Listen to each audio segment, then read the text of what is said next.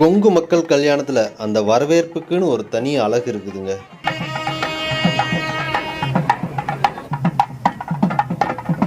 வாங்க வாங்க அக்கா வாங்க.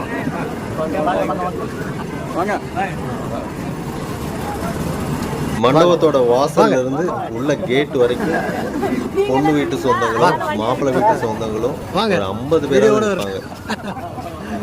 வாங்க வாங்க வாங்க வாங்க வாங்க வாங்கம்மா வாங்க. உள்ள வர்றவங்க கும்பிடு போட ஆரம்பிச்சா கடைசி ஆள் வரைக்கும் கும்பிட்டுட்டே இருப்பாங்க.